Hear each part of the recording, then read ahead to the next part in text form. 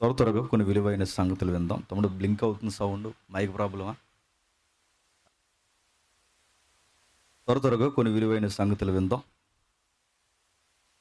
వాక్యంలోకి వెళ్ళే ముందు స్థానిక దైవజనులు డేవిడ్ అన్నగారికి, సహకారులు, సహోదరులకి, అలాగే ఈ సభకి కష్టపడిన ప్రతి ఒక్కరికి క్రీస్తునామమున శుభములు. ఇక ఏమాత్రం ఆలస్యం చేయకుండా మన పత్రికలోకి వెళదాం. యోహాను గారు రాసిన మూడవ పత్రిక వర్ధిల్లుచున్న ప్రకారము నీవు అన్ని విషయముల్లోనూ వర్ధిల్లుచు సౌఖ్యముగా ఉండవలనని ప్రార్థించుచున్నాను. నీవు సత్యమును అనుసరించి నడుచుకొనుచున్నావు గనక సహోదరులు వచ్చి నీ సత్య ప్రవర్తనను గూర్చి సాక్ష్యము చెప్పగా విని బహుగా సంతోషించితిని. నా పిల్లలు సత్యమును అనుసరించి నడుచుకొనుచున్నారని వినుట కంటే నాకు ఎక్కువైన సంతోషము లేదు. ఆగుతాం. అందరి దగ్గర బైబిల్ ఉందిగా. ఎవరి దగ్గరైనా బైబిల్ లేకపోతే పక్కవారు బైబిల్ చూడండి. బైబిల్ లేకుండా వాక్యం వినకండి. ఎందుకంటే మనం కళ్యాణ మండపానికి రాలేదు.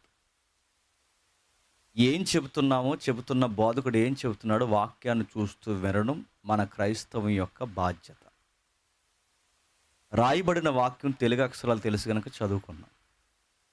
తిరగేసి ప్రశ్నించుకుంటే మనకు ఏమన్నా అర్థమైందంటే మన బొంద మనకేం అర్థం అవ్వలేదు.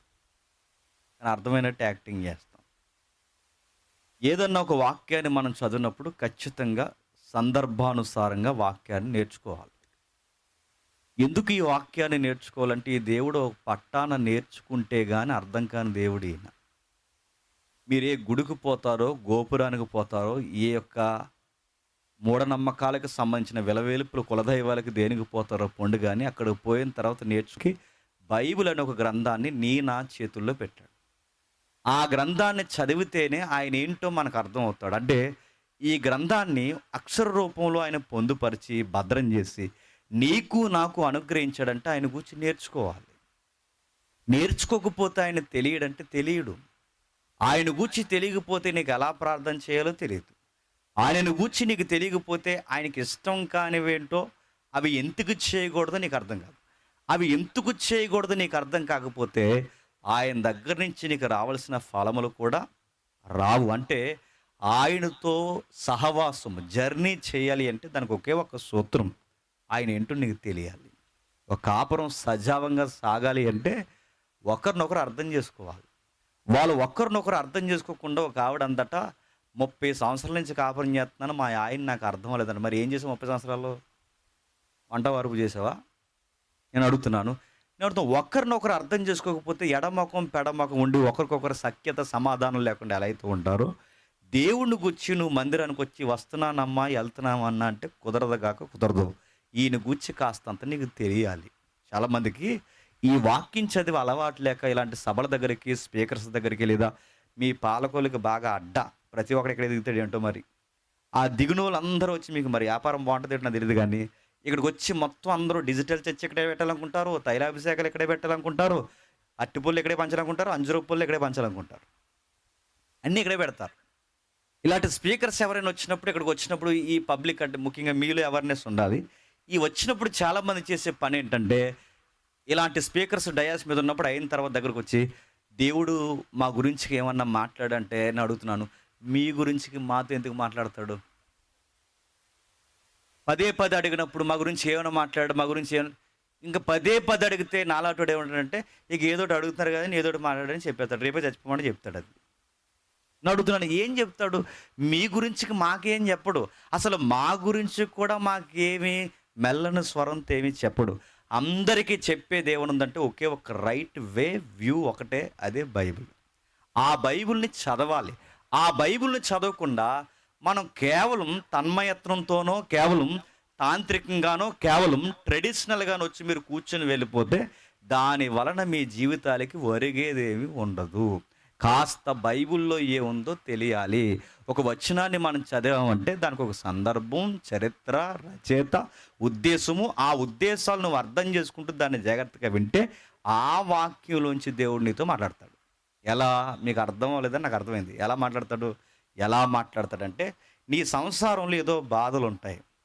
దానికి దేవుడిని అడుగుతావు, దేవా నా సంసారంలో ఉన్న బాధలు నేను ఎలా ఎదుర్కోవాలో నాకు అర్థం కావట్లేదు చెప్పు ప్రభు అంటే, రాత్రికి మేఘంలోంచి ఏం రాడు. బీరువా సాటు నుంచి అసలే మాట్లాడు.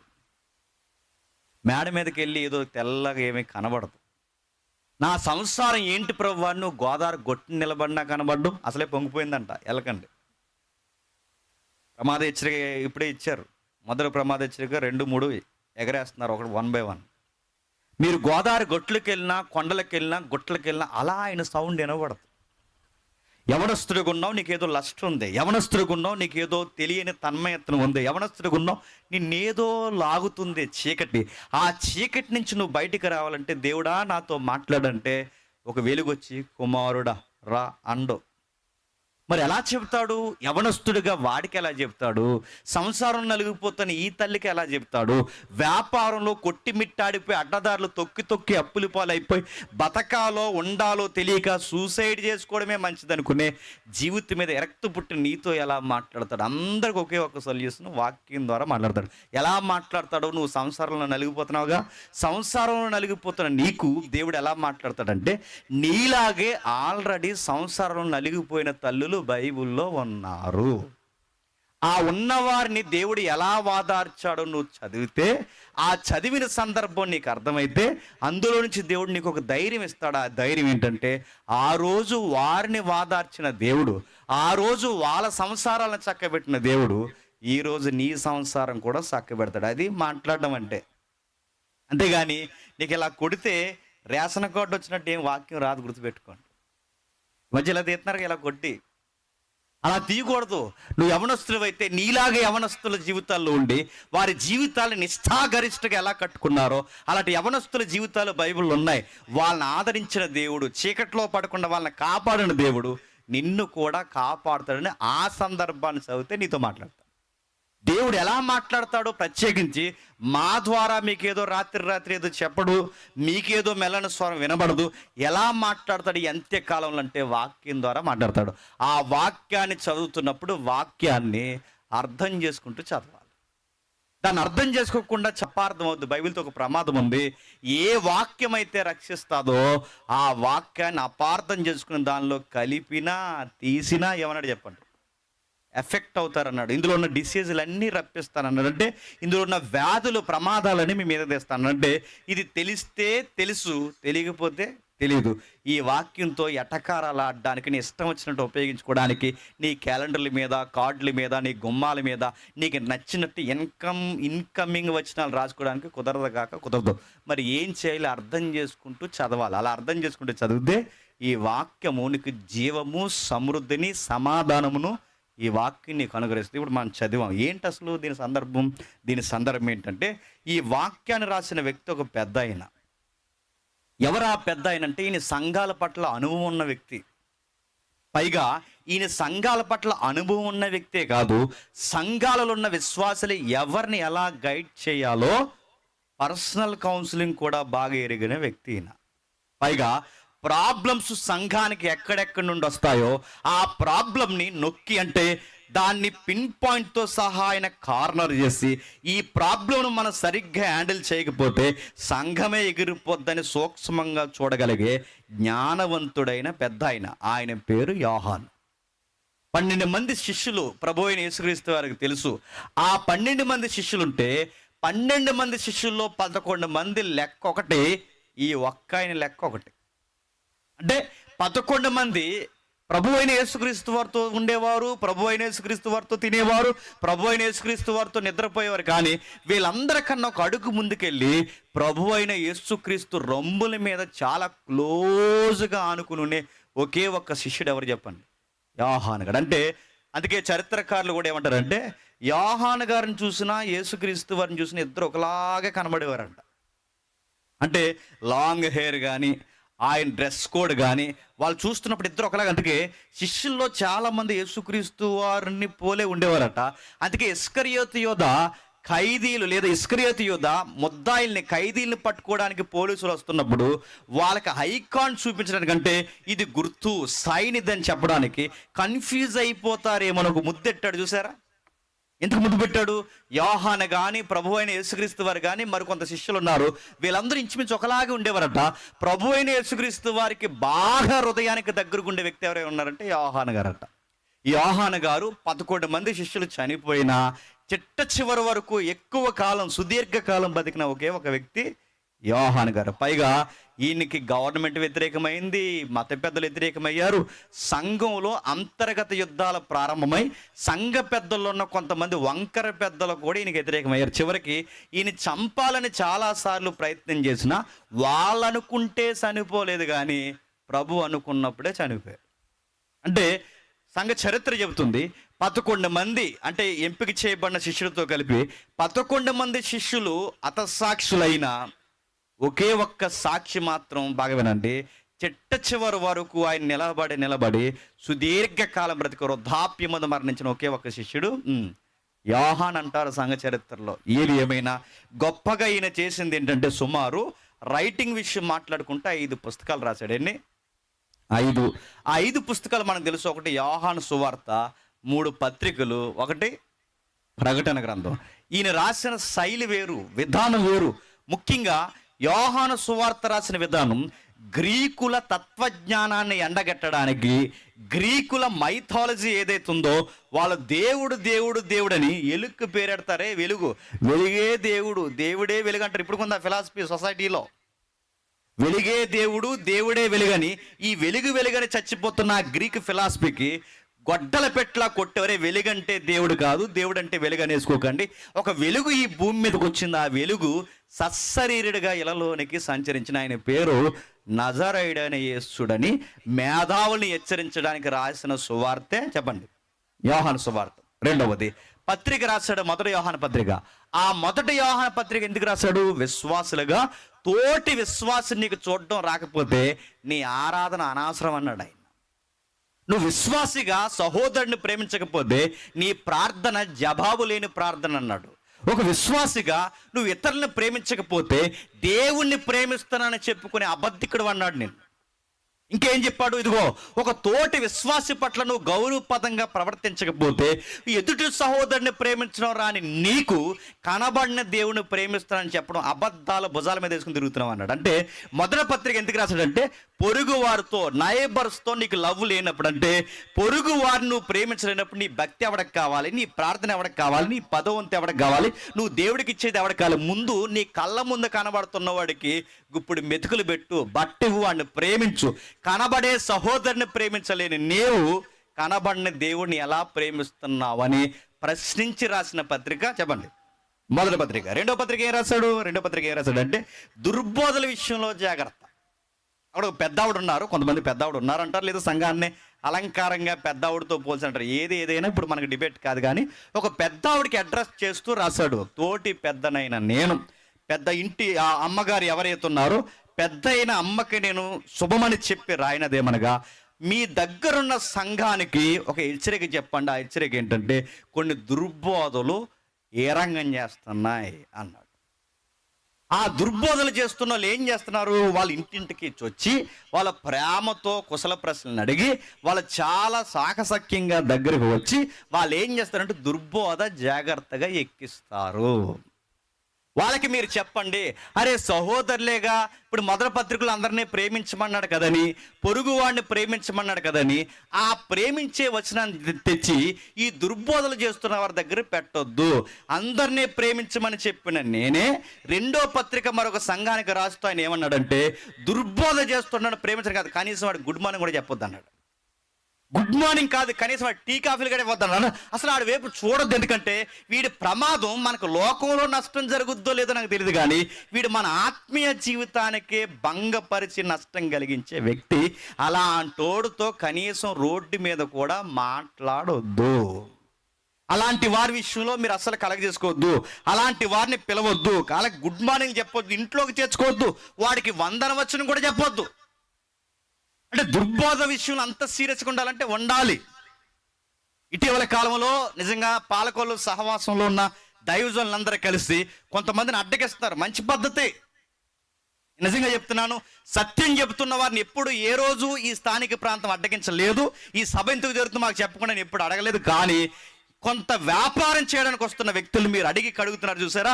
అంతకుముందు ఒక మోతుబారి, ఒక పెద్ద ఆయన ఇక్కడికి వస్తానంటే మంచి మాట రిప్లై ఇచ్చారు. అది నాకు ఈరోజు గుర్తు, ఇందాక జ్ఞాపకం చేస్తున్నారు. నీకు నిజంగానే కోట్ల రూపాయలు కావాలనుకుంటే, నీకు నిజంగానే డబ్బులు కావాలనుకుంటే, నీకు ఇక్కడ బ్రాంచ్ నుంచి నీకు డబ్బులు కావాలంటే మేము అందరం అడుక్కుని పోగేసి నెలకు పంపిస్తాం, నువ్వు మాత్రం ఇక్కడ సచ్చెట్టకన్నారు. నాకు బాగా గుర్తు.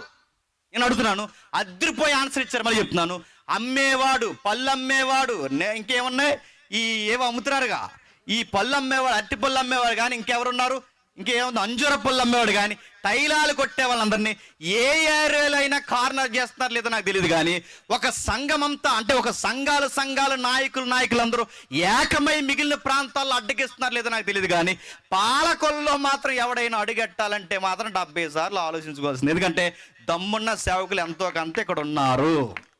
నేను అడుగుతున్నాను, చాలా సంఘాలు ఉన్నాయి. ఏ సంఘం ఇక్కడ ఇప్పుడు కొత్తగా వచ్చి ఇలాంటి వ్యాపారాలు చేస్తున్న ఇక్కడ సంఘం పెట్టాలంటే ఒప్పుకోరు. కానీ ఇప్పుడు డేవిడ్ అన్న గారు మిగిలిన వారు సంఘం పెడితే వీళ్ళని ఒప్పుకున్నారంటే కారణం ఏంటి? వీళ్ళ సత్యం చెప్తారన్న ఎంకరేజ్మెంట్ వాళ్ళు ఇండైరెక్ట్గా ఇస్తున్నారా లేదా?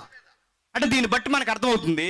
యోహాను పత్రికలో కూడా మనకు చెప్తున్నది తెలుసు, ఇదిగో ఇలాంటి వారిని అసలు ఎంటర్టైన్ చేయొద్దు, మాట్లాడొద్దు. కనీసం అంటే మీరు ఇప్పుడు ఈ సడన్గా ఇలా అడ్డగించినప్పుడు సహోదర ప్రేమ లేదంటే, సహోదర ప్రేమ ఉంది కాబట్టి దుర్బోధ చేయొద్దు అన్నారు. సహోదర ప్రేమ ఉంది కాబట్టి ఆత్మను నశింపజేసే కళ్ళబొల్లు కబుర్లు చెప్పే వాక్యపు వేదికలు వేయొద్దు అన్నారు. యోహాను గారు 2000 సంవత్సరాల క్రితమే చెప్తున్నాడు ఏమనంటే, ఇలాంటి వారిని అస్సలు ఎంటర్టైన్ చేయొద్దు. మనం ఎంత నడుతున్నాం, ఎంత అమాయకంగా ఉంటామంటే, అయ్యో బైబిల్లో వాక్యాలే చెబుతున్నాడు అంటే బైబిల్లో వాక్యాలే చెప్తారు కదా, మార్చి చెప్తారు. అలా కాదండి, ఆయన కూడా బైబిల్ చెప్తున్నాడు. ఆయన బైబిలే చెప్తాడు కానీ మార్చి చెప్తాడు అని అడుగుతున్నాను.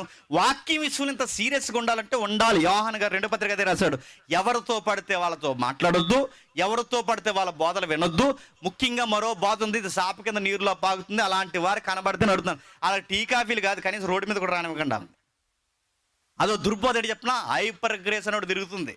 హైపర్ గ్రేస్ ఏంటంటే దేవుడు మిమ్మల్ని ఎప్పుడో రక్షించేశాడు, మీ పాపాలన్నీ కడిగేసేసాడు, ఇక దేవుడు ఇంక మిమ్మల్ని ఏం చేసిన ఏమంటే, ఎందుకంటే ఇంక క్షమించాల్సిన ఆయన క్షమించేశాడు.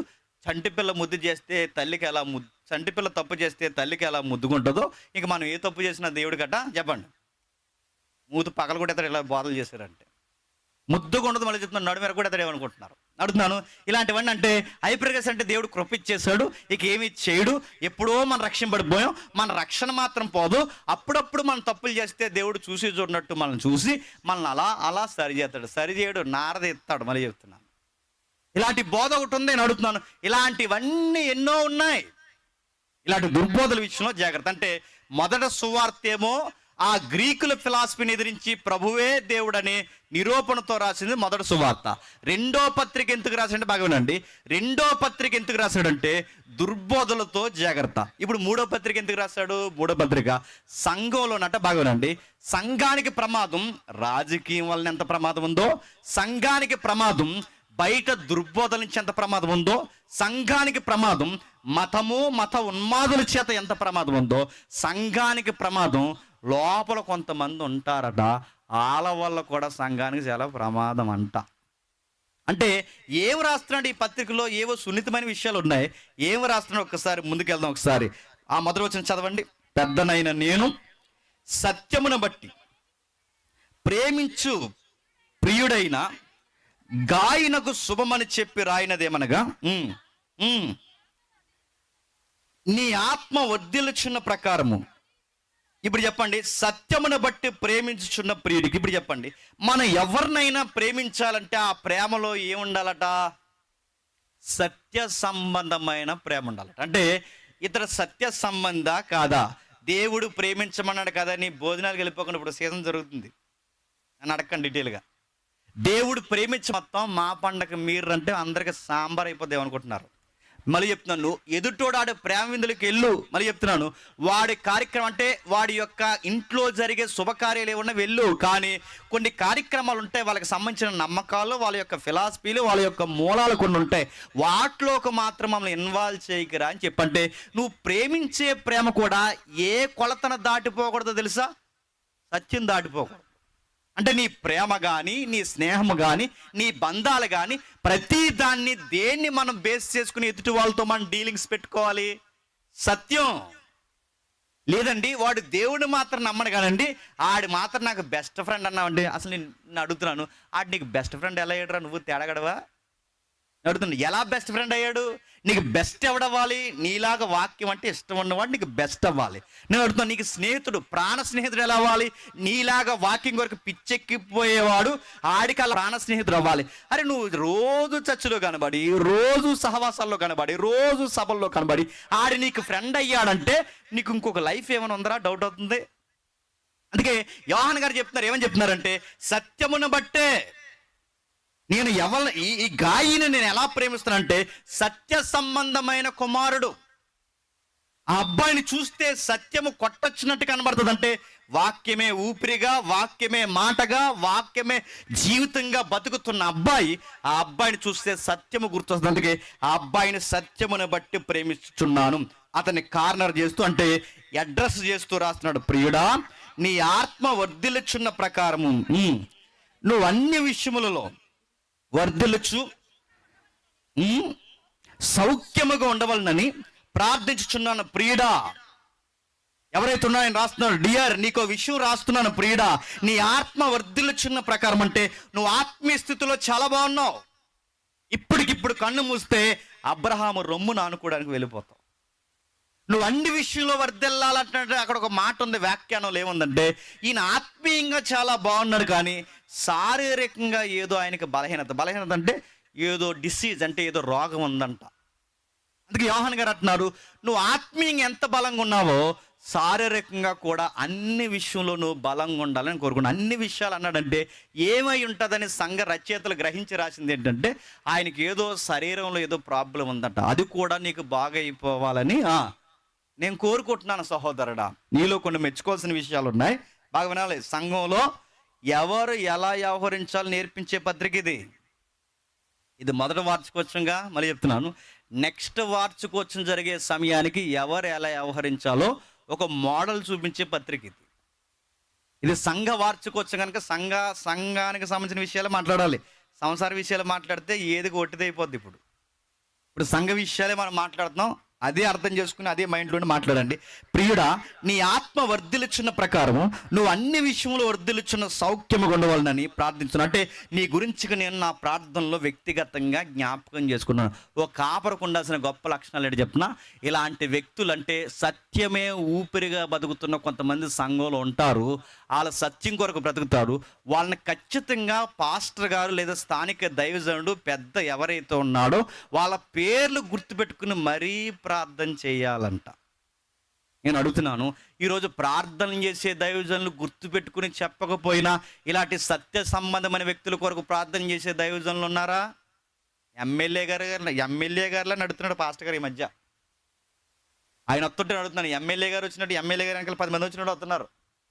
మధ్య ఆయన ఎవరో అంటున్నారు, ఆయనకి మళ్ళీ బాడీ గార్డులు, సైలెన్సర్లు, ఎక్సెట్రా ఎన్నో చేస్తున్నారు. ఇంకా అక్కడ ఉన్నాడు ఆ మనిషి, అక్కడ ఆయన ఎమ్మెల్యే గారు కాదు పాస్టర్ గారే. అక్కడ ఉండగానే తప్పుకోండి నీకు ఎవడడ్డుండని తప్పుకోవాలి, అందరూ ఖాళీగా ఉన్నారు, పిలిచే వాళ్ళకి సిగ్గులేదు అని అడుగుతున్నాను. నీ వెనకాల ఈ మందం తిప్పుకోవడం నీకు అసలు సిగ్గులేదు నీకు అడుగుతున్నాను. ఈ పోజులు ఎక్కడి నుంచి వచ్చాయి? ఈ ఎమ్మెల్యే పోజులు ఎక్కడి నుంచి వచ్చాయి? ప్రార్థన చేయమంట అన్నారట, తర్వాత చేస్తాంలే అన్నారంట. సిగ్గుందా నీకు అలాంటి దగ్గరికి వెళ్ళడానికి? అడుగుతున్నాను. ప్రార్థన చేసే దైవజన్ లేరి ఈ దరిద్రం ఎన్నిసార్లు చెప్పినా పోవట్లేదండి. ప్రార్థన కానీ ఈ మధ్య ఏం ఎక్కువైపోయినాయి తెలుసా? సెల్ఫీలు ఎక్కువైపోయినాయి. ఎన్నిసార్లు చెప్పండి ఆ సెల్ఫీ చచ్చిపోయే ముందు కూడా జేమ్స్ అని చచ్చిపోతాం లాస్ట్ సెల్ఫీ అంటారన్నమాట. అడుగుతున్నాను, సెల్ఫీలు అడుగుతున్నాను. ప్రేయర్స్ ఏవి ఈరోజు దైవజన్ అనుకుంటే గొప్ప లక్షణాల్లో ఒక లక్షణం ఏంటి చెప్తున్నా? ప్రార్థన చేయండి. ప్రార్థన అంటే ముఖ్యమైన కొందరు వ్యక్తులు ఉంటారు, వాళ్ళ కొరకు అవసరమైతే కొన్ని నిమిషాలు కేటాయించి ప్రార్థన చేయాలి, లేదా వాళ్ళ కొరకు వ్యక్తిగత గదిలో వాళ్ళ గురించి దేవుని దగ్గర పేనుగులాడాలి. ప్రభువా వీళ్ళ బాండాల ప్రభు, ఎందుకంటే ఇలాంటి వ్యక్తులు బాగుంటే సంఘానికి ఎన్నుముకలు అవుతారు. ఇలాంటి వ్యక్తులు కుటుంబాలు సంఘంలో ఉంటే సంఘం వర్ధిల్లుతుంది. అంటే ఇలాంటి వారు వర్ధిల్లితే ఎవరు వర్ధిల్లుతారో చెప్పండి? సంఘం వర్ధిల్లుతుంది.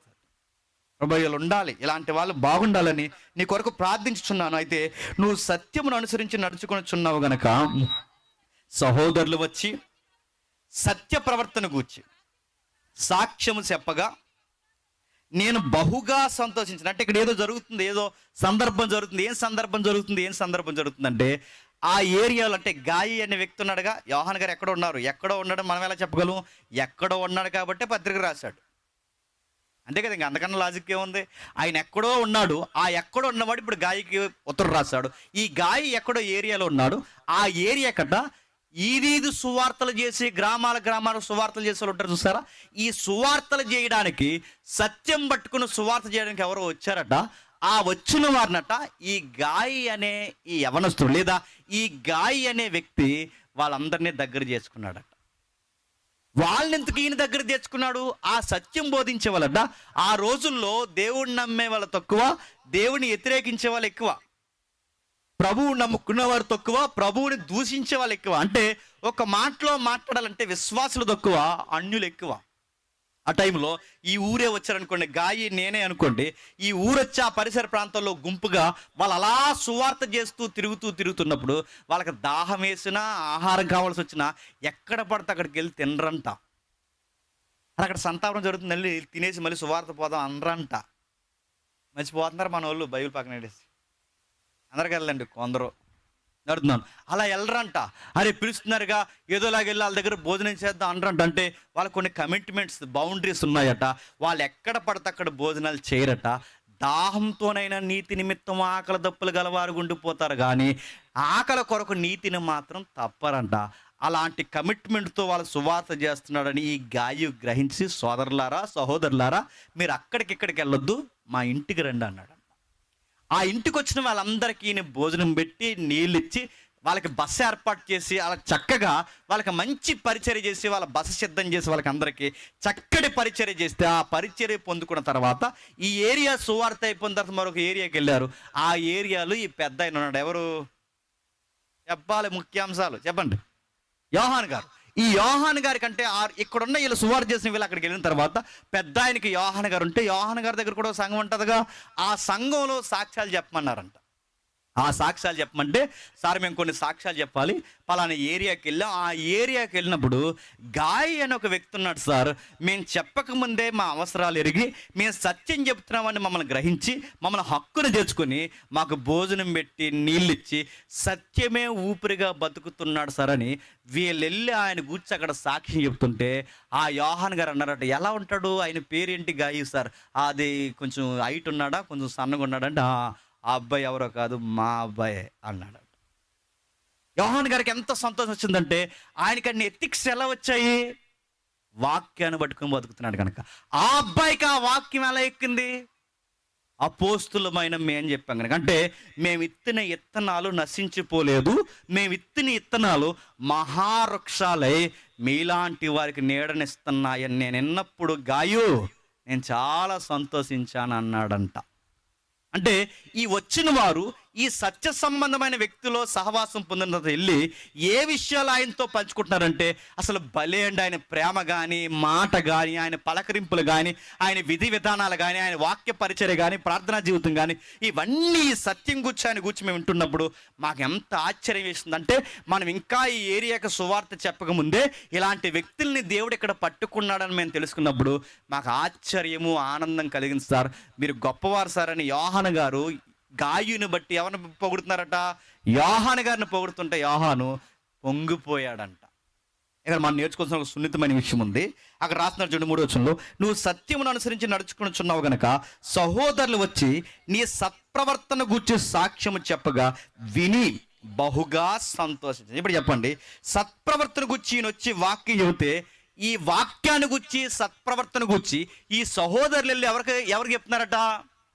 ఇప్పుడు చెప్పండి, సంఘంలో ఉన్న విశ్వాసులుగా గుంపులుగా ఉన్న మీరు ఎప్పుడైనా ఎవరింటికైనా మీరు వెళ్ళినప్పుడు, వాక్యాన్ని పట్టుకుని బతుకుతున్న వారి ఇంటికి వెళ్ళినప్పుడు మీరు వెళ్ళి మిగిలిన సహోదరులతో మాట్లాడవలసిన విషయాలు అంటే తెలుసా? సత్యమే మాట్లాడాలి. సత్యం మాట్లాడారు, చెత్త మాట్లాడతారు వెళ్ళి అక్కడ. ఇదిగో వాళ్ళు ఏం చేస్తున్నారో తెలుసా? ఏం చేస్తున్నారు? హిమాలయాల మీద దూకుతున్నారా? నడుతున్నాను. ఎవరింటికైనా ఒక ఇల్లు మారు ఇంకో ఇంటికి వెళ్తే మనం మాట్లాడే సత్యం మాట్లాడతామా, సోది మాట్లాడతామా చెప్పండి? ఇదిగో వాళ్ళు ఎలా ఉన్నారు తెలుసా? వాళ్ళ ఇంట్లో టీవీ ఉంది తెలుసా? టీవీ ఉంటే నడుతున్నాను, టీవీ పెట్టుకున్నారు, ఎదురుగట్టుకున్నారు టీవీ. నడుతున్నాను ఈ మధ్య అతి ఆత్మీయత ఏంటి చెప్పిన, ఇల్లు శుభ్రంగా పెట్టుకుంటే వీళ్ళకి లోకాసులు ఎక్కువ అనే బ్యాచ్ ఉన్నారు తెలుసా. ఇల్లు శుభ్రంగా పెట్టుకున్న లోకాసులా, బాత్రూమ్ కూడా కడగరే మేము అడుగుతున్నాను నేను. ఇల్లు శుభ్రంగా పెట్టుకుంటే అరే వీళ్ళకి లోకాసులు ఎక్కువ అనే వాళ్ళు ఉన్నారు. నలిగిపోయిన సొక్కా వేసుకుంటే ఆత్మీయత అనుకునే వాళ్ళు ఉన్నారు. ఈ స్త్రీ సొక్కా వేసుకుంటే భక్తి పోయింది అనుకునే బలహీనులు ఉన్నారు. లేరు? మీరు చూడండి, ఎవరైనా అనవసరమైన విషయాలు డిస్కషన్ చేసేవాళ్ళు లేరు. ఈ మధ్య యోహాన్ గారు తేడా కనబడుతున్నారండి. నిలువుటంగిలి మానేహేడి మధ్య నడుతున్నాను. ఇలాంటివన్నీ మాట్లాడే వాళ్ళు ఉన్నారు తెలుసా. అనవసరమైన విషయాలు, చెత్త విషయాలు. ఇదిగో యోహాన్ గారు వాళ్ళ భార్య అస్తమాలు ఏదోటి అంటదండి. వాళ్ళ వైఫ్ వాళ్ళిద్దరు ఏదో పడతారు, నీకు ఎందుకురా మధ్యలో. నువ్వు యోహాన్ గారు వాక్యం ఏం చెప్పారు విను, ఆయన ఎలా ప్రవర్తిస్తున్నాడు చూడు, ఆయన ఎలాంటి పునాదులు వేసాడు చూడు. అవేమీ మాట్లాడకుండా గాయి కుటుంబ విషయాలు నీకెందుకు, యోహాన్ గారి కుటుంబ విషయాలు నీకెందుకు, నువ్వు చెత్త ఎందుకు మాట్లాడుతున్నావు, నువ్వు ఎందుకు ఇలాంటి విషయాలు మాట్లాడో తెలుసా. నీకు సత్యం కన్నా నీ బుర్రలో ఎక్కువ ఏమైపోయింది చెప్పండి, చెత్త ఎక్కువైపోయింది. వెళ్ళిన వారి మంచోళ్ళు, పిలిచినవాడు మంచోడు, పిలువబడినవాడు మంచోడు కనుక ఆ ముగ్గురు సత్యమును బట్టి ఎదుగుతున్నవారు కనుకే వాళ్ళ మాటల్లో ఏం మాట్లాడుకుంటున్నారు చెప్పండి, సత్యం మాట్లాడుకుంటున్నారు. నడుతున్నాను. సంఘస్థుల్ని, సంఘంలో ఉన్న విశ్వాసులు ఏదైనా కార్యక్రమం జరిగితే సంఘాన్ని పిలుచుకుంటారు. నడుతున్నాను. సంఘం అంటే ఎలా ఉండాలండి, వెళ్ళి అవసరమైతే వాళ్ళకి సహాయం చేయాలి, వాళ్ళకు తోడు నిలబడాలి, ఆ పనులు అవసరమైతే భుజాల మీద వేసుకోవాలి. వేసుకుంటారా? సెలబ్రిటీలాగా సాయంత్రం వెళ్ళి ఫంక్షన్ ముగించేసే టైం సాయంత్రం వెళ్ళి వాళ్ళకి పేర్లు ఎట్టుంది, బయటోడు పేర్లు ఎట్టాడంటే అనుకోవచ్చు. అడుగుతున్నాను, తోటి విశ్వాసి అయి ఉండి నీ విశ్వాసి కార్యక్రమం చేసుకుంటే వాళ్ళకి పేర్లు ఎడుతున్నావంటే నిన్నేమనాలి? సాతానికి సెల్లు అనాలా, తమ్ముడు అనాలి, నిన్నేమనాలి అడుగుతున్నాను. అరే వాళ్ళ శుభమాన ఫంక్షన్ చేసుకుని వాళ్ళ చుట్టాల పట్టాల కన్నా బంధువుల కన్నా ప్రథమ స్థానం సంఘానికి ఇచ్చి మిమ్మల్ని రమ్మన్నారంటే అడుగుతున్నాను, కనీసం వెళ్ళరండి కొంతమంది. ఎందుకు వెళ్ళలేదంటే పిలిచారు మీరంటే, అయ్యో మనం పిలిచే కానీ సంఘాలు అంటే అలా పిలుస్తారా, మరి అలా పిలాలి, మరి అలా పిలవకూడదంటే వెళ్ళి ఇదిగో శ్రీశ్రీ మీకు మేము లోబడి మేము అలా పిలాలా? వాళ్ళ సంఘస్థులు, తోటి విశ్వాసులు ఇలా కాకుతో కబురు పంపితే రావాలి. అలాంటిది అలా చెబుతారు ఎవరైనా, ఆ గ్రూపులు ఎట్టారండి వచ్చేస్తారా అన్నారంట. సంఘంలో పాస్టర్ గారు అనౌన్స్మెంట్ చేయరు వచ్చేస్తారా అన్నారు. నడుతున్నాను. నీ చుట్టాల పిల్లలు సముద్రం దాటుకుని పోయావు. నడుతున్నాను. నీ చుట్టాల ఫంక్షన్ అయితే వెళ్ళిపోవు, తుఫాన్ వచ్చి వెళ్ళిపోతావు, రేపు ఫంక్షన్ ఉంటాయి నువ్వు. నీ చుట్టాల పట్టాలు నడుతున్నాను, ఏదైనా కార్యక్రమం నడుతున్నాను. కొంతమందికి ఫంక్షన్లు పిచ్చండి, కానీ దేవుడు వాక్యానికి ముడిపడి ఉన్న కొన్ని కార్యక్రమాలు, సంఘంలో జరిగే కార్యక్రమాలకి రండయ్యా అంటే ఎప్పుడు వస్తారు చెప్పినా అప్పటికి పాస్టర్ గారు వాక్యం అయిపోద్ది, ముగింపు అయిపోద్ది, చివరికి సరిగ్గా భోజనం ఎట్టే టైంకి వస్తారు. నడుతుంది. అసలు మీరు విశ్వాసులేనా?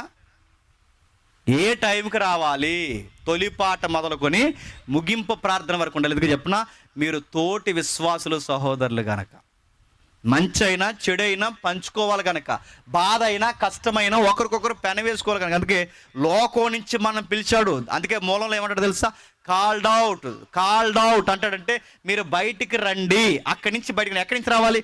లోకం నుంచి, దాని పద్ధతుల నుంచి, దాని కార్యాల నుంచి, దాని విశ్వాసం నుంచి బయటికి రండి.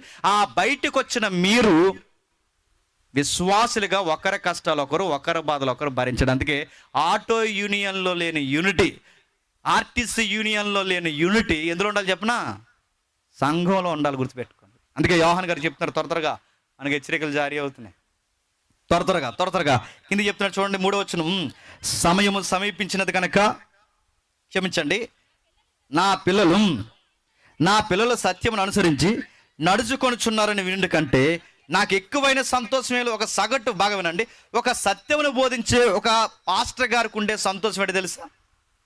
సత్య ప్రకారం ఏ సత్యమైతే వేదిక మీద నిలబడి మాట్లాడతామో ఆ వేదిక మీద నిలబడిన వాక్యాన్ని కిందున్న మీరు పాటిస్తే ఎంతకన్నా సంతోషం ఏమీ లేదు. పాస్టర్ గారు వెళ్ళిపోయిన వెంటనే బ్యాపనాన్ని పిలిచేదంటే ఇంకా పాస్టర్ గారికి బీపీ షుగరే. మళ్ళీ అడుగుతున్నాను, అరే మీరు ఎందుకు పిల్లరు అంటే పాస్టర్ గారు చెప్పకముందు చెప్పాలి, మేము భక్తిలో విశ్వాసంలో నజరేయుడైన యేసుని మేము వెంబడిస్తున్నాం కనుక మేము ప్రార్థన ద్వారానే ప్రారంభిస్తాం, ఇంకా మాకు ముహూర్తాలు ఇలాంటివన్నీ మాకు సంబంధం లేదని ఎప్పుడైతే ఎదుటి వ్యక్తులను సమాధానం చెబుతావో ఆ సమాధానం నువ్వు ఎలా చెప్పావన్న సంగతి ఇక్కడ బోధించిన వాడి చెవిలో పడితే ఆయన ఎంత సంతోషిస్తాడో తెలుసా. నేను చెప్పిన వాక్యం ప్రకారం నా బిడ్డలు నడుస్తున్నారన్నప్పుడు ఆ పాస్టర్ గారికి అంతకన్నా గొప్ప బహుమానం ఇంకేమీ లేదు. యోహాను గారు అదే అంటున్నారు, నువ్వు సత్యమును బట్టి నడుచుకున్నావని నేను విన్నప్పుడు నాకు ఎంత సంతోషం అయిపోయింది, ఎంతకన్నా నాకు బహుమానం ఏం కావాలి. కిందికి మాట్లాడుతున్నాడు, ప్రియుడా వారు పరదేశులైన సహోదరులుగా ఉన్నవారికి నువ్వు చేసినదల్లా విశ్వాసకి తగినట్టుగా చేయుచున్నావు. సంఘము ఎదుట సాక్ష్యం ఇచ్చిరి. వారు అన్యజనుల వలన ఏమీ తీసుకొనక వారి నామముని ఆయన నామము నిమిత్తము బయలుదేరరు కనుక దేవునికి తగినట్టుగా నీ వారికి సాగనంపని ఎడల నీవు యుక్తముగా ఉండును. ఏమంటాడు చూడండి, నువ్వు విశ్వాసం అనడానికి నేను డిక్లేర్ చేసుకున్నది ఏంటో తెలుసా, నువ్వు సత్య సంబంధాలని ఎక్కడ పడితే అక్కడ వదిలేవు, నువ్వు హెల్ప్ చేస్తావు.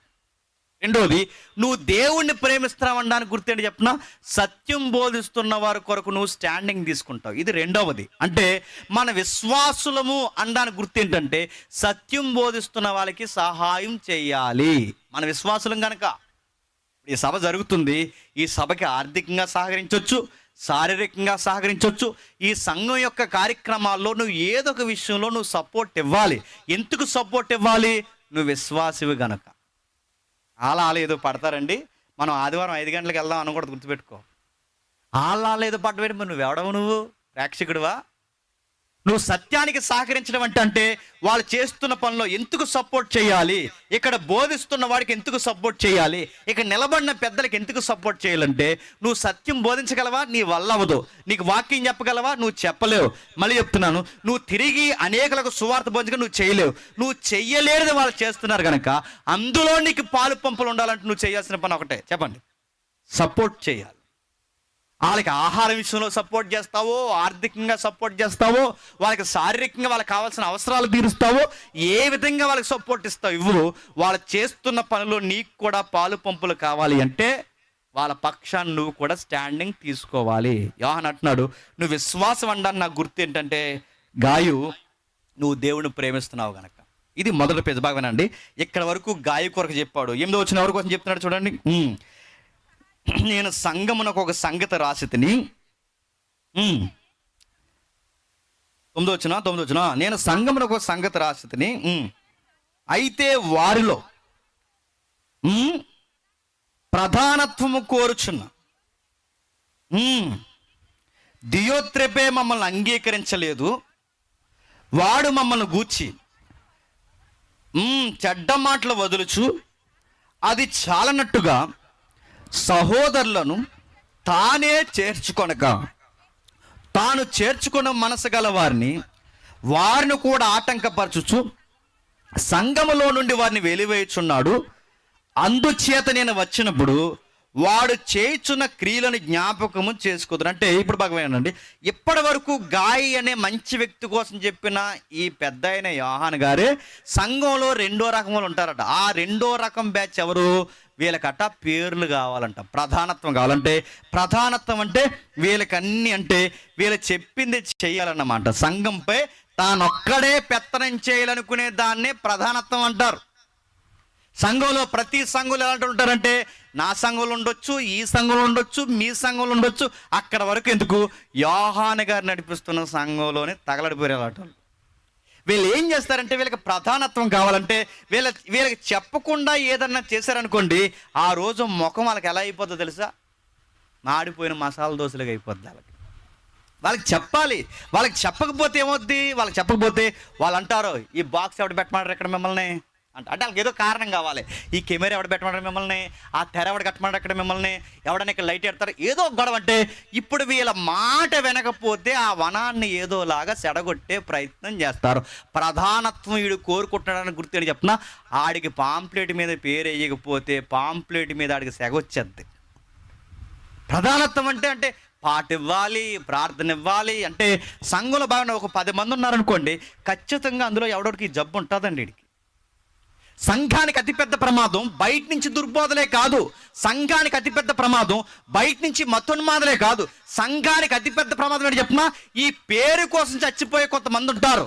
వీళ్ళ సంఘానికి క్యాన్సర్ కన్నా ప్రమాదకరమైన, చాలా డేంజర్ గా వీళ్ళు ఏం చేస్తారంటే, వాళ్ళు ఉన్నప్పుడట ఎదిరిస్తారట ప్రధానత్వం. అంటే వీళ్ళ ప్రధానత్వం కోసం ఏం చేస్తారంటే ఏదైనా చేస్తారు. వీళ్ళు సంఘాన్ని లెక్క చేయరట. వాళ్ళకి గుడ్ మార్నింగ్ చెప్పకపోతే వాళ్ళు అసలు ఒప్పుకోరట. కండకావరంతో మాట్లాడతారట. వీళ్ళు చెప్తారట, స్థానిక సంఘాల్లో 100కి 100% ఇలాంటి సమస్య ఉందంటే లేదు చెప్పండి. 100కి 200% ఉంది ఇప్పుడు ఈ సమస్య. నేను అడుగుతున్నాను, ఆయన ఎందుకంటే పెద్దగెట్టారంటే, అయ్యి బాబా ఆడితో పడలేమండి, వండేయండి అలాగంటున్నారు. పడలేకపోతే గేంటేయండి మళ్ళీ చెప్తున్నాను నేను. ఉండబోతే అడుగుతున్నాను, ఆడు నోరు రాజకీయాల్లో పనిచేద్ది, ఆడు నోరు జెండాలు మోయడం పనిచేద్ది, ఆడు నోరు సంఘంలో. అడుగుతున్నాను, ఎవరిని బెదిరించినాకున్నాడు ఎమ్మెల్యే తాలూకైతే ఎవరికి కావాలి మళ్ళీ అడుగుతున్నాను నేను, ఎవరికి కావాలని అడుగుతున్నాను. ఆ నోరు పడకపోతే నోట్లో మట్టేసి కప్పెడతారు దేవుడు అలాంటి నుంచితే అడుగుతున్నాను. వాడికి ఆ నోరుకి ఎందుకు భయపడాలి? వీడికి ఎంత కండకావరం అంటే, వీడికి ఎంత అహంకారం అంటే, వీడికి ఎంత దురాభిమానం అంటే యోహాను గారిని ఎదిరిస్తున్నాడట. అంటే యోహాను గారి మీద సెట్ మాటలు చెప్తున్నాడంటే వీడు. అంటే వీడి పేరు తెచ్చుకోవడానికి, వీడు గొప్ప అని చెప్పుకోవడానికి, వీడిని ముందెట్టుకోవడానికి ఎవరిని చెడ్డ చేస్తున్నాడంట. ఆ యోహాను వచ్చి చెప్తే అన్నాడంట. అవుతున్నాను, యోహాను గారిని ఎదిరించేంత భారం ఉందండి వీడికి. వీడికి సువార్త భారం ఉండదు, పరిచర్య భారం ఉండదు, అరే బయటికి పోయి ఒక ఆత్మ రక్షించాలన్న భారం ఉండదు. ఎక్కడైనా నలుగురు ఉంటే ఆ నలుగురు అక్కడ కూర్చుంటే ఆ నలుగురు లీడికి కావాల్సింది ఒకే ఒక్కటి చెప్పండి, ప్రధానత్వం కావాలంతే. అంటే ఓ 10 మంది కూడుకున్న ఒక నలుగురు కూడుకున్నా ఆయనకి ముందెట్టేయాలి. ఆయనకి విగ్రహానికి ముందు తొలిగా పెట్టేసినట్టు పెట్టేయాలన్నమాట ముందుగా. ఆయనకి పెట్టకపోతే మనశ్శాతం ఇంకెవరిని ఉండేవాడు. అడుగుతున్నాను, అసలు నువ్వు పెద్దవేనా? సంఘంలో ప్రధానత్వం కోరుకుంటున్నావంటే నువ్వు అనుకుంటే వచ్చేది ప్రధానత్వం కాదు, దేవుడు ఇస్తే వచ్చేది ప్రధానత్వం. అంటే నువ్వు అనుకుంటే వచ్చేది కాదు పేరు, దేవుడు ఇస్తే వచ్చేది. నువ్వు కాపరికి మనశ్శాంతి ఉండేవో, నువ్వు విశ్వాసాలకు మనశ్శాంతి ఉండవో. ఎందుకంటే కేవలం నిన్ను పొగడలేదని. మాకు కొంతమంది ఉండేవారండి గతంలో.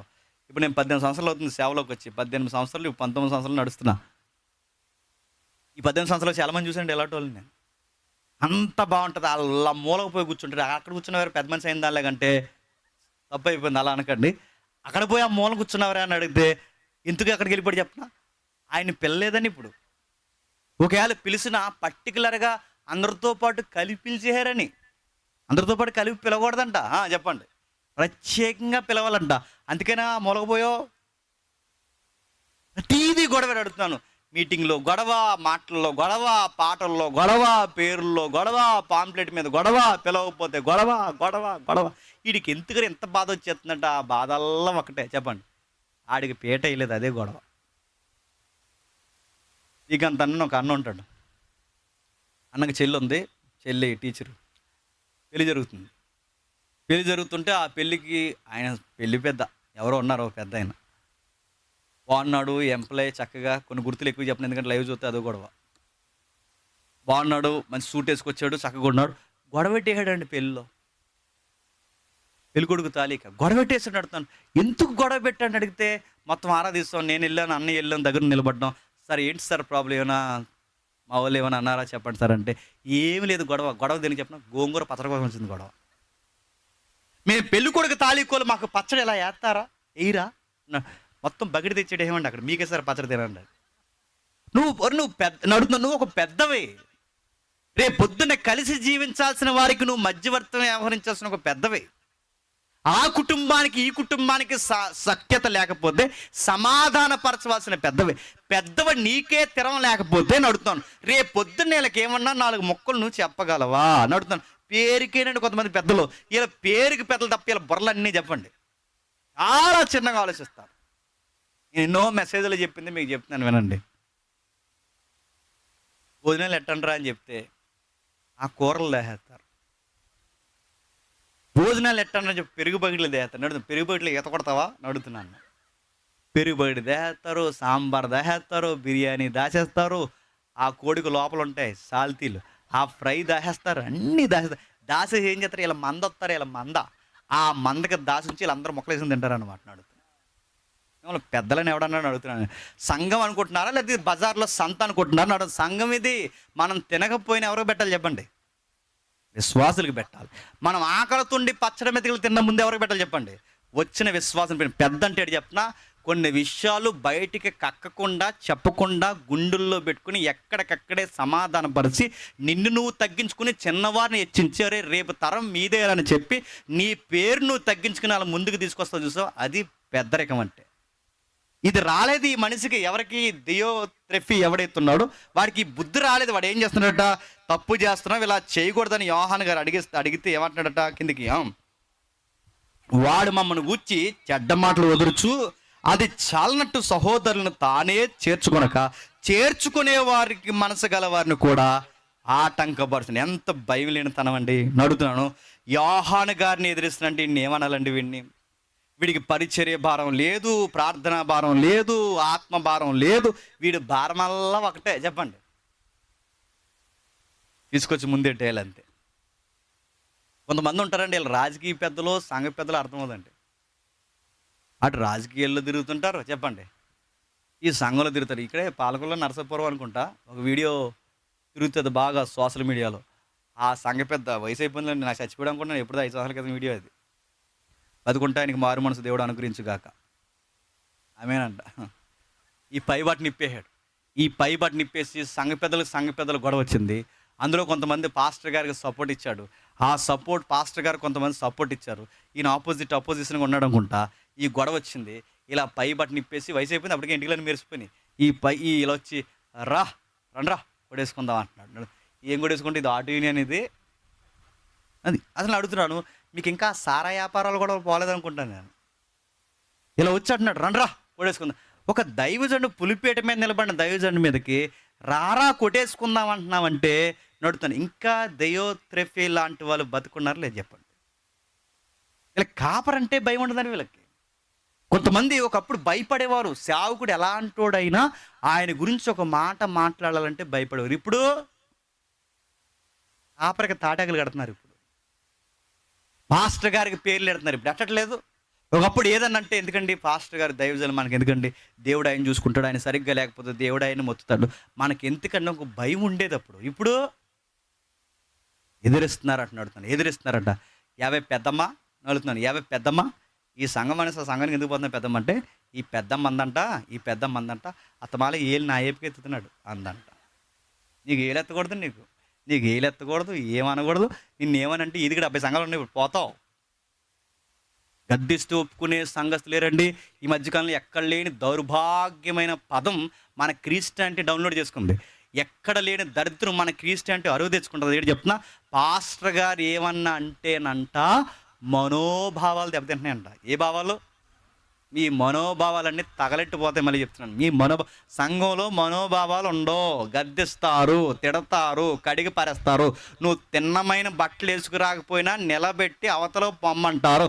ఇక్కడ మాకు మనోభావాలు, పౌర హక్కులు అంటే కుదరదు.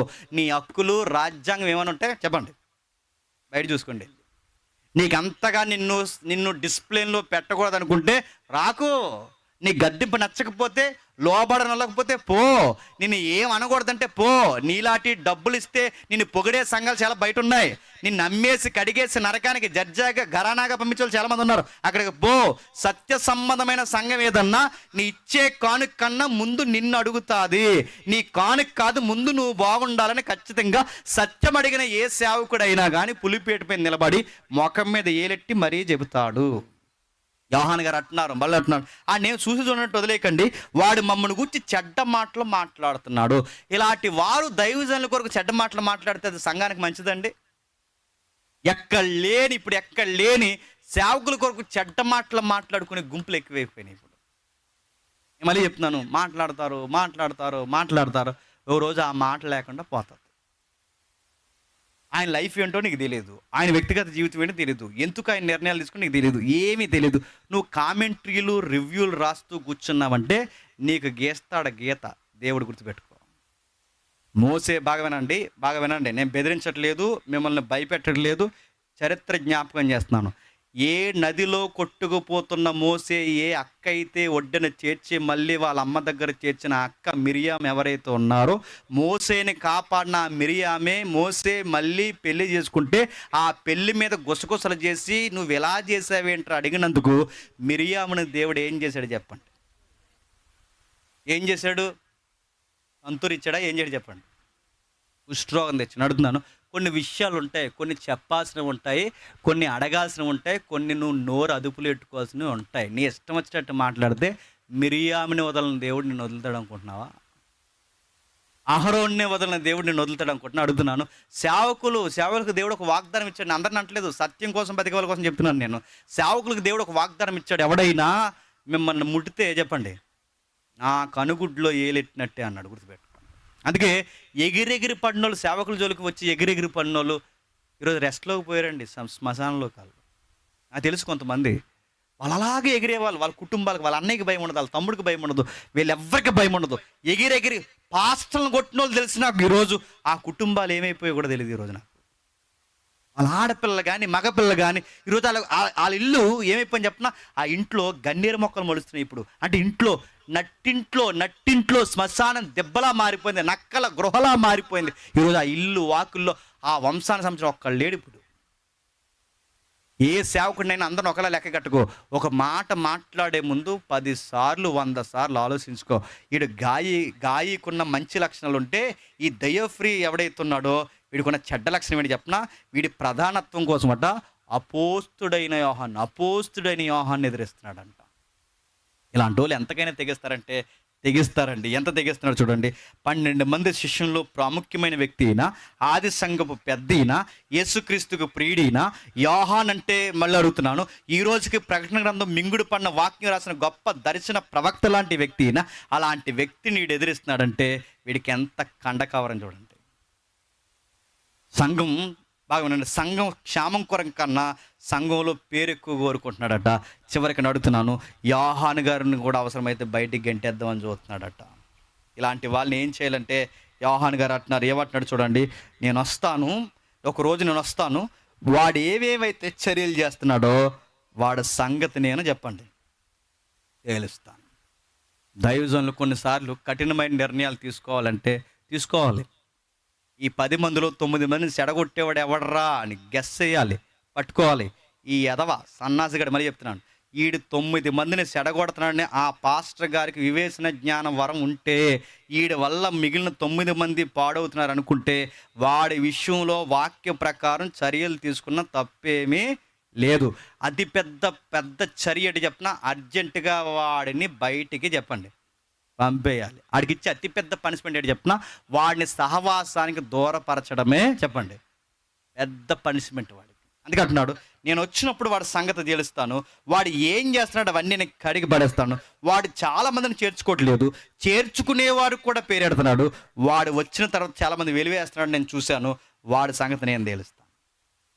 సీరియస్గా కొంతమంది విషయంలో తీసుకోవాలంటే అదేంటండి సహోదర ప్రేమ లేదా నలయలహర్ అంటే, ఇక్కడ సహోదర ప్రేమ వర్తించదు. ఇక్కడ వీడు సహోదర ప్రేమ వీడు పేటెత్తే మొత్తం సహోదరులందరూ చెడగొడుతున్నాడు వీడు. అందుకే ఇక్కడ సహోదర ప్రేమ ఉన్నదంటే, కొన్ని విషయాలంటే వాక్యపు జ్ఞానం ఎందుకు అవసరమో తెలుసా? ఎవరి పట్ల ఎలాంటి నిర్ణయాలు ఎలా ప్రవర్తించాలో తెలియాలంటే, ఖచ్చితంగా సంఘ పెద్దలు ఎలాంటి నిర్ణయాలు ఆది సంఘంలో తీసుకున్నారో తెలియాలి. అది తెలియాలంటే ఖచ్చితంగా వాక్యాన్ని చెప్పండి చదవాలి. ఇప్పుడు చెప్తున్నాడు, ఆయన గురించి కింద చెప్తున్నాడు, ప్రియుడా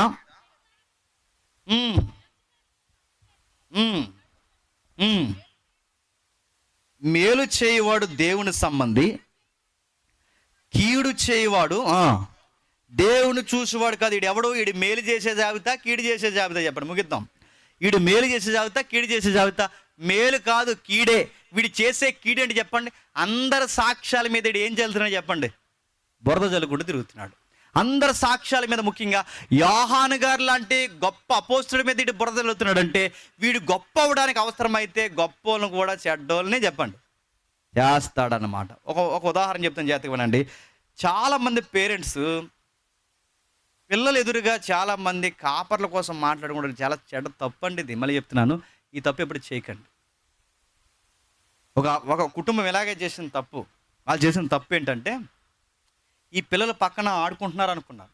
వీళ్ళు ఆడుకుంటున్నారు అనుకుని సంఘంలో పాస్టర్ గారి కోసం, పెద్దల కోసం మాట్లాడుకుంటే ఈ మాటలు ఎవరన్నారో తెలుసా? ఆ పిల్లలు అన్నారు. ఆ పిల్లలు ఎప్పుడైతే విన్నారో, విన్న తర్వాత బాగా వినండి. ఆ పాస్టర్ గారి గురించి ఎప్పుడైతే చెడ్డగా మాట్లాడుతున్నారో, ఈ మాటలు ఆ వయసుకు వచ్చిన పిల్లలు అన్న తర్వాత, అప్పటి వరకు చర్చకొచ్చి పాటలు పాడిన వీళ్ళు, అప్పటి వరకు ప్రార్థనలో చక్కగా ఏకీభవించిన వీళ్ళు, అప్పటి నుంచి మాత్రం సంఘానికి రమ్మన్న ఏదో ఒక కారణం చెప్పి మానేస్తున్నారు. ఎందుకు మానేస్తున్నారని అడిగారు తల్లిదండ్రులు. అడిగితే వాళ్ళు ఆలస్యంగా సావుకోరు సల్లగా చెప్పినట్టు ఏం చెప్పారు చెప్పిన, పాస్టర్ గారు మంచోడు కానప్పుడు ఇంకొచ్చి చేసేది ఏముంది అన్నారు. మీరు చూసారా? మీరు మాట్లాడే మాటలు బాగా వినండి. మీ కాపరి కొరకు మీ పిల్లల ఎదురు మీరు మాట్లాడే మాటలు, అది ఎవరి భవిష్యత్తు మీద దెబ్బ కొట్టిందో తెలుసా? మీ పిల్లల భవిష్యత్తు మీద దెబ్బ కొట్టింది. మళ్ళీ వాళ్ళని మార్చి తీసుకురావాలంటే ఇప్పుడు సంఘం మారతావా, సహవాసం మారతావా, వేరే దిక్కునికి పోతావా? ఆ పాస్టర్ గారి కొరకు వాళ్ళ ముందు అలా మాట్లాడితే ఇప్పుడు ఉన్న భక్తి పోయింది, ప్రార్థన పోయింది. ఇప్పుడు వయసులో ఉన్న పిల్లలకు వచ్చి ఇప్పుడు కూర్చోబెట్టాలంటే ఎంత కష్టమో అది చెప్పు. చివరికి నీ పిల్లలు నువ్వే దైవజనుల కొరకు చెడ్డ మాటలు మాట్లాడి నీ పిల్లల భవిష్యత్తు మీద మచ్చలేసుకునే పరిస్థితులు తెచ్చుకున్నావు. నేను అందరి కోసం అంటలేదు, మంచి దైవజనుల కోసం చెప్తున్నాను.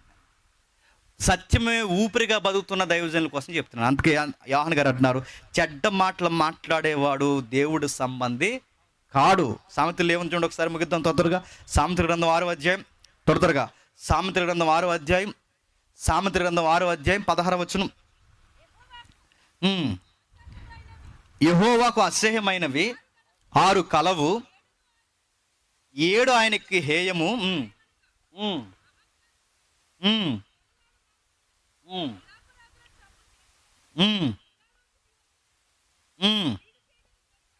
కీడు చేయుటకు త్వరపడి లేని వాటిని పలుకు అబద్ధ సాక్షి. ఇప్పుడు చెప్పండి, ఈ 7 ఇట్లు ఏ లిస్టులోకి వస్తాడండి?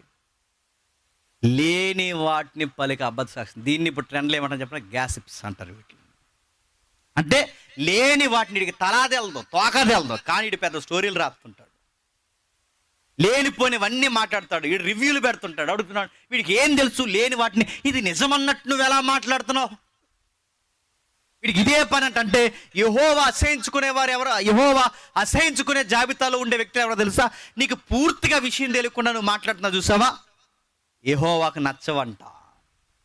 ఈ దియో ఎవడైతున్నాడో వీడికుండే చెడ్డ లక్షణం ఏంటో తెలుసా? వీడికి పూర్తిగా ఏమీ తెలియదు. వీడికి ఏమీ తెలియకపోయినా మంచి ప్రవర్తన కలిగి సత్యమే ఊపిరిగా బతికి పద్మాసలంకలో కూడా పోవడానికి సిద్ధపడినా ఇలాంటి అపోస్తులకి వీడి పేరు పెడుతున్నాడంటే వీడు లేని వాటిని పుట్టించట్లేదండి. వీడు ఎందుకు లేని వాటిని పుట్టిస్తున్నాడు? ఎందుకు చెడ్డ వార్తలు పెడుతున్నాడు? వీడు ఎందుకు ఇలాంటివి చేస్తున్నాడు? కారణం ఒకటే, వీడికి సంఘంలో పీట వేయాలి. ఆ పీట కొరకు ఏదైనా చేస్తాడంటే ఈ 3వ పత్రిక ముఖ్యంగా ఎవరిని ఫోకస్ చేసి రాస్తున్నాడంటే, సంఘంలో మంచి వ్యక్తులు ఉంటారు. చెప్పండి, సంఘంలో చెడ్డ వ్యక్తులు ఉంటారు. మంచి వ్యక్తులు ఉంటే సంఘం అభివృద్ధి పొందుతుంది. ఇలాంటి పనికి మాలినలు ఉంటే చెప్పండి 100 వార్షికోత్సవాలు చేసినా చెప్పండి ఆ సంఘం రోజు రోజుకి ఆత్మీయంగా దిగజారిపోతుంది. అందుకే సంఘానికి నేర్పిస్తున్నాడు 3వ పత్రిక, మంచి గాయు లాంటి మంచి వ్యక్తులు ఉండాలి. ఇలాంటి వ్యక్తులు ఉంటే కనిపెట్టి చెప్పండి వాళ్ళని వెలేయాలి. ఇలాంటి వారు పాట కోసం పేరు కోసం ఏడ్చే వాళ్ళు ఉంటే వాళ్ళని వెలేయాలి. ఈ నెలలో 1000 రూపాయలు ఇచ్చారు, ఈ నెలలో 200 ఎందుకు ఇచ్చారని అడిగితే పాస్టర్ గారికి చెప్పారట, చదివారా మీరు అన్నారంట. అంటే చదివితే 1000 ఇస్తారు, చదవకపోతే అది కూడా చదవకపోతే మొత్తానికి 100 ఇస్తారు. అని డబ్బులు ఇవ్వమని కాదు, మన డబ్బులు అడిగే సంఘాలు కాదు, మనకి గుర్తుపెట్టుకోండి. అంటే నడుతున్న వీళ్ళకి ఏది చేసిన ఒక మైక్ కొంటే వాళ్ళ పేరు రాయాలి, ఒక ఫ్యాన్ కొంటే వాళ్ళ పేరు రాయాలి. అందరూ ఫ్యాన్లు వేసారట, ఆ పాస్టర్ గారి నెత్తి మీద ఉన్న ఫ్యాన్ మాత్రం వేయట్లేదంట. ఆ ఫ్యాన్ తిరుగుతుంది, ఈ ఫ్యాన్ తిరుగుతుంది. పాస్టర్ గారు చెప్పారు, సాక్షి మీరు అన్నారు లేదు. అన్ని ఫ్యాన్లు వేసారట, ఆ పాస్టర్ గారు నెత్తి మీద ఉన్న ఫ్యాన్. నాకు ఒక్కపోతున్న ఫ్యాన్ ఏంటని ఎన్నోసార్లు మెసేజ్లో సైక్ చేయడట, ఆ ఫ్యాన్ వేయరా, ఆ ఫ్యాన్ వేయరంటే వేయలేదంట. అన్ని ఫ్యాన్లు వేసారు, ఈ ఫ్యాన్ వేయట్లేదట. మెసేజ్ అయిపోయిన తర్వాత అడిగాడు, తడిసిపోయారే ఆ ఫ్యాన్ ఎందుకు వేయలేదంటే, అది ఎయిర్ సారో అన్నాడు. ఎందుకు ఎయిర్ సారో అని అడిగితే అప్పుడు చెప్పాడట, అది ప్రెసిడెంట్ గారి ఫ్యాన్ సారు, ఎయిర్ అందు మీద పేర్లు ఉన్నాయి అన్నారంట. నడుతున్నాను, నీకు ఫ్యాన్ కొంటే పేరు రాయాలి, మైక్ కొంటే పేరు రాయాలి. నడుతున్నాను, ఇవన్నీ ఈ దియోపెత్రా లాంటి బుద్ధున్న బుద్ధులు కదండి. ఇవన్నీ చిన్న వస్తువు కొంటే నీ పేరు కోరుకుంటున్నావు, ఒక ఫ్యాన్ కొంటే పేరు కోరుకుంటున్నావు, ఏదన్నా చేస్తే పేరు కోరుకుంటున్నావు. నీ పేరు ఎక్కడ కాదు ఉండాల్సిందే, గుర్తుపెట్టుకో. ఇక్కడ ఎవరు గుర్తుపట్టినా గుర్తుపట్టకపోయినా, నువ్వు చేసిన పని ఇక్కడ గుర్తించినా గుర్తించకపోయినా, ఈ సభలో నువ్వు ఎవరెవరు కష్టపడినా తెలియదు, కానీ ఈ సభలో నిన్ను ఎవరు జ్ఞాపకం చేసుకోకపోయినా దేవుడు ఒక వాగ్దానం ఇచ్చాడు. నా సేవలో సేవకుడని సేవను తలంచి గిన్నెడు చల్లీలు ఇచ్చిన వారిని నేను మర్చిపోనని ఆయన సెలవు ఇచ్చాడు కనుక నేను జ్ఞాపకం చేసుకునేది ఎవరు తెలుసా? ఆయన జ్ఞాపకం చేసుకుంటాడు. నువ్వు ఇచ్చావా జ్ఞాపకం పెట్టుకుంటాడు, నువ్వు ఫ్యాన్ ఇచ్చావా జ్ఞాపకం పెట్టుకుంటాడు. ఈ సభలో నువ్వేం చేసావో, గిన్నెడు చల్లీలు ఇచ్చావా, ఆయన జ్ఞాపకం పెట్టుకుంటాడు. దాని కొరకు నువ్వు తహతహలాడకు. దేవుడు కిందికి ఇంకా చెప్తున్నాడు చూడండి, యోహాను దారి ఇంకేమంటున్నాడు చూడండి, ముగిద్దాం త్వరగా. డియోత్రెఫీ ఎలాంటి వాడు, ఇంకొక మంచి వ్యక్తి కోసం చెప్తున్నాడు చూడండి. దెమేత్రియు అందరి వలన సత్యం వలన మంచి సాక్ష్యము పొందినవాడు, మేము కూడా అతని గూర్చి సాక్ష్యం ఇచ్చుచున్నాము. అతని సాక్ష్యము చెప్పండి సత్యమైనది, మీరు ఎరుగుదురు. అనేక సంగతులను గూర్చి రాయవలసి ఉన్నది కానీ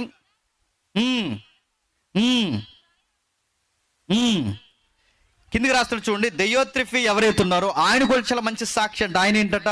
అందరి వలన సత్యం వలన మంచి సాక్ష్యం పొందినవాడు, మేము కూడా అతని గురించి సాక్ష్యం ఇచ్చుచున్నాము, మా సాక్ష్యము సత్యమైనదని నీవెరుగుదు. అంటే సంఘంలో గాయి ఉన్నాడు, సంఘంలో దెయోత్రెఫీ ఉన్నాడు, అంటే క్షమించండి, సంఘంలో తిరగబడే దెయోత్రెఫీ ఉన్నాడు, సంఘంలో మరొక వ్యక్తి దెమేత్రి ఉన్నాడు. ఎవరైతే దెమేత్రి ఉన్నాడో ఈ వ్యక్తి, అంటే ఈయన కూడా గాయి లాంటి మంచి లక్షణాలు. అంటే సంఘంలో మంచి మంచి వ్యక్తులు ఉన్నారు, అంటే చెడ్డ వ్యక్తుల కన్నా మంచి వ్యక్తులు ఎక్కువ ఉన్నారు, కానీ చెడ్డ వ్యక్తులు ఎక్కువ మంది ఉన్నా చెడగొట్టుడు ఒకడు ఉంటే చెప్పండి చాలు, ఆడొక్కడు చాలు, మేసే గాడిదని చెప్పండి. ఆ టైప్ అన్నమాట వీడు. కోసం మాట్లాడతాడు. ఇగో ఇక్కడ ఉండి ఎంత చేస్తే సుఖం ఏంటి, ఇంక మనం చెప్పండి, 1 year అయిపోయింది, ఏంటి సుఖం, ఆ డేవిడ్ గారు ఎదుగుతున్నారు మనకి ఎందుకు అంటారు. ఇప్పుడు ప్రస్తుతానికి ఏమీ లేవు, కానీ నాకు డేవిడ్ అని ఎప్పటి నుంచో సంఘం నడిపించాలని ఆశ, ఇన్ని రోజులు తీరుతుంది అది. మంచి ఈ మధ్యకాలంలో అన్ని వీడియో చాలా బాగా వస్తున్నాయి. నేను అనుకుంటాను ఇది ఎవరో అనుకుంటే చేసేది కాదు, ఎవరో ప్లాన్ చేస్తే జరిగేది కాదు. దేవుడు కొందరు వ్యక్తుల్ని ఏ టైంకి ఎలా వాడాలో దేవునికి సమస్తము ఎరుక. ఆ దేవుడు అంటే తగిన సమయం వాడుతున్నారు. ప్రస్తుతానికి అన్నయ్యకి ఏ గలిబిలు లేదు, ఎందుకంటే ప్రస్తుతానికి 60, 70, 80 మాత్రమే ఉన్నారు. రేపు 400 అవుతారు, ఆ తర్వాత 4000 అవుతారు దేవుడు దీవిస్తే. ఎంతమంది ఎంత తప్పుడు వస్తాయి, గుసగుసలు ఏంటి చెప్పిన. ఈ ప్రారంభంలో 60 మంది ఉన్నారు చూసారా, ఈ 60 మందికి ఇంకో 60 మంది అవుతారు చూసారా. అప్పుడు ఈ కొత్త వాళ్ళతో ఈయన మాట్లాడతారు చూసారా, ఈయన మాట్లాడినప్పుడు ఈ పాత వాళ్ళందరూ అంటారు మారిపోయాడు అంటారు. మొదటి నుంచి ఉన్న ఇంత చేతి సుఖం ఏంటి చెప్పండి. ఇజ్రాయేల్ గారు అంటారు, మామూలుగా అంటున్నా, సరదాగా అంటున్నా. భాస్కర్ అంటాడు, ఏదో తమ్ముడు సతీష్ అంటాడు. ఎందుకంటారు అడుగుతున్నాను, ఎంత చేస్తే సుఖం ఏంటి. మనం గుర్తున్నాయి ఈ మధ్య అస్తమాల వాళ్ళకే ఫోన్ చేస్తున్నాడు, ఎందుకంటే నాకు ఉంది ఈ నస, అందుకే నేను పడుతున్నాను ఇవన్నీ. అందుకే ఈ మధ్యన ఒక నిర్ణయం సీరియస్, ఎవరినే కూడా ఎట్టుకోకూడదు అనుకున్నాను. అందుకే ఇంకా అడుగుతున్నాను, ఇలాంటివి వస్తాయి సంఘంలోకి, ఇలాంటివి వస్తాయి, ఇబ్బందులు వస్తాయి. అందుకే యోహాను, అపోస్తలుడైన యోహాను మనకు చెప్తున్నాడు, ఇదిగో ఇలాంటి వ్యక్తులు ఎంకరేజ్ చేయండి, ఎందుకంటే వీళ్ళకి ఏం వివరించకపోయినా విషయం ఏంటో బాగా అర్థం చేసుకునే మంచి వ్యక్తులు గాయి లాంటి వారు. నేను చెప్పానా వాళ్ళని చేర్చుకోమని, కానీ నేను చెప్పకపోయినా మంచి కనుక అర్థం చేసుకున్న వ్యక్తి. దెమేత్రి ఎవరైతే నేను చెప్పాను ఇలా ఉండాలని, నేను చెప్పకపోయినా అర్థం చేసుకునే వ్యక్తి. అంటే సంఘం ఎప్పుడు బాగుంటుందంటే దైవజనుడు గుండెల్లో ఏముందో చెప్పకపోయినా అర్థం చేసుకుని దాని కొరకు నిర్ణయాలు తీసుకుంటారు చూసారా. అలాంటి పెద్దలు, సంఘ విశ్వాసులు, యవనస్తులు ఏ సంఘంలో అయితే ఎక్కువ అవుతారో ఆ సంఘం అండి 100 ఏళ్ళు వర్ధిల్లుతుందండి. ఆ సంఘం అంటే అనేకులకు దీవెనకరంగా మారుతుందండి. ఆయన పులిపేట మీద ఈ వారం వాకింగ్ చెబితే దాని రిజల్ట్ సోమవారం నుండి కనబడడం స్టార్ట్ అవుతుందండి.